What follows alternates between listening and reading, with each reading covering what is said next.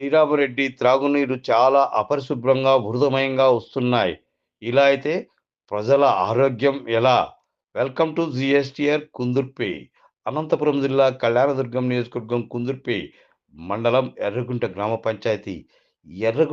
పంచాయతీ సర్పంచ్ శ్రీమతి విశాలాక్షి వన్నూరెడ్డి గారు శ్రీరామరెడ్డి వాటర్స్ పై స్పందిస్తూ మాట్లాడుతూ, చాలా రోజులుగా శ్రీరామరెడ్డి త్రాగునీరు చాలా అపరిశుభ్రంగా బురదమయం కూడుకొని వస్తున్నాయని, ఇలా అయితే ప్రజలు అనారోగ్యం పాలవుతారని, కావున సంబంధిత శాఖ అధికారులు శ్రీరామరెడ్డి త్రాగునీరును పరిశుభ్రంగా వచ్చేలా చర్యలు తీసుకోవాలని తెలియజేశారు. అలాగే ఎర్రగుంట పంచాయతీ తెలుగుదేశం పార్టీ గ్రామ కమిటీ అధ్యక్షులు శ్రీనివాసులు గారు కూడా గతంలో గ్రామ సభలో కూడా శ్రీరామరెడ్డి వాటర్ సక్రమంగా లేకుండా అపరిశుభ్రంగా వస్తున్నాయని ఫిర్యాదు కూడా చేసినట్లు తాను తెలియజేశారు.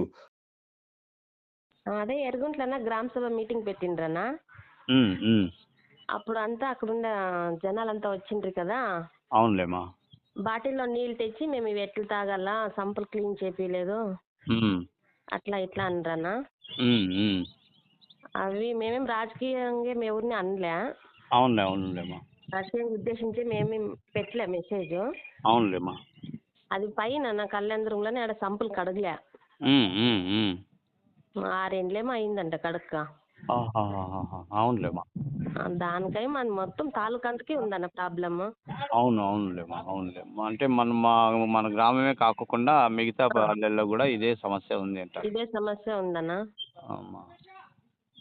అందుకే చెప్పమ్మా.